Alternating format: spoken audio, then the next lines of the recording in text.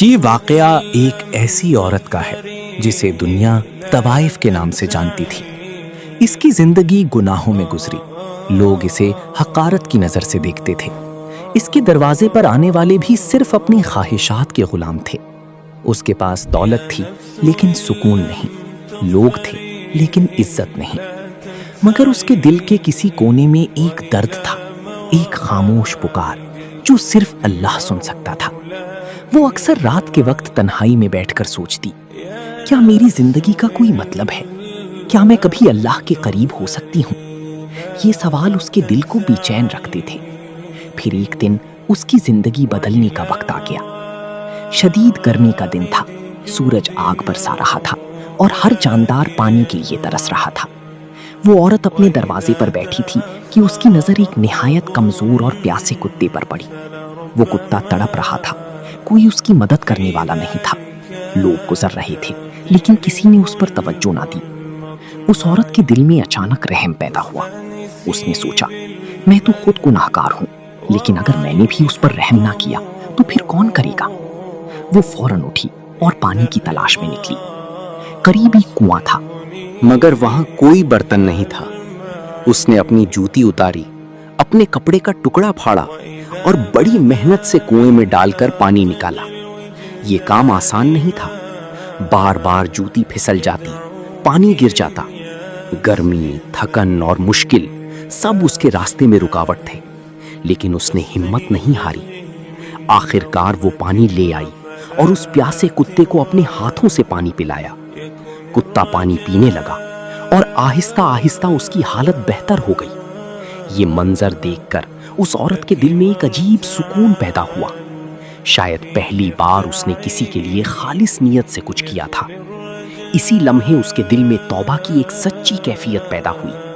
اس نے آسمان کی طرف دیکھا اور آنسوؤں کے ساتھ کہا، اے میرے رب، میں گناہگار ہوں لیکن تو بڑا مہربان ہے، مجھے معاف کر دے۔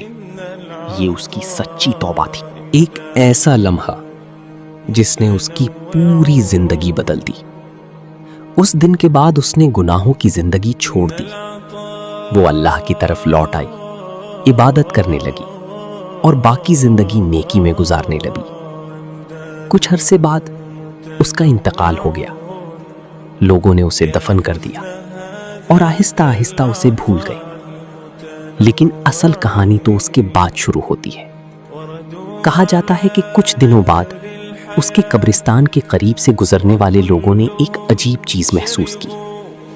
انہوں نے محسوس کیا کہ ایک قبر سے نہایت خوبصورت خوشبو آ رہی ہے، ایسی خوشبو جو دنیا کی کسی خوشبو جیسی نہیں تھی۔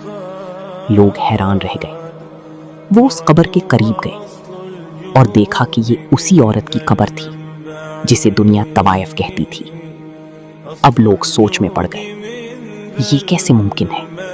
ایک گناہگار عورت اور اس کی قبر سے جنت کی خوشبو؟ تب ایک نیک شخص نے کہا، یہ اللہ کی رحمت ہے۔ اس نے ایک سچے عمل، ایک سچی توبہ اور ایک لمحے کے اخلاص کو قبول کر لی۔ لوگوں کی آنکھیں کھل گئی۔ انہیں احساس ہوا کہ وہ جسے برا سمجھتے تھے وہ اللہ کے نزدیک بہت مقبول ہو سکتی ہے۔ یہ واقعہ ہمیں کیا سکھاتا ہے؟ یہ سکھاتا ہے کہ اللہ کی رحمت ہر چیز سے بڑی ہے۔ سچی توبہ انسان کو گناہوں سے پاک کر دیتی ہے۔ ایک چھوٹا سا نیک عمل بھی جنت کا راستہ بنا سکتا ہے۔ ہمیں کبھی کسی کو اس کی ماضی کی بنیاد پر جج نہیں کرنا چاہیے۔ یہ دنیا فانی ہے، یہاں ہر انسان آیا ہے اور ایک دن اسے واپس جانا ہے۔ لیکن سوال یہ ہے کہ ہم اپنے پیچھے کیا چھوڑ کر جاتے ہیں، گناہ یا نیکیاں؟ آج ہم سب کو اس واقعے سے سبق لینا چاہیے۔ ہمیں چاہیے کہ ہم اپنے گناہوں پر نادم ہوں، اللہ سے معافی مانگیں اور نیکی کی طرف قدم بڑھائیں، کیونکہ ہم نہیں جانتی کہ کون سا عمل، کون سا لمحہ ہماری بخشش کا سبب بن جائے۔ یاد رکھیں، اللہ کے دروازے ہمیشہ کھلی ہیں۔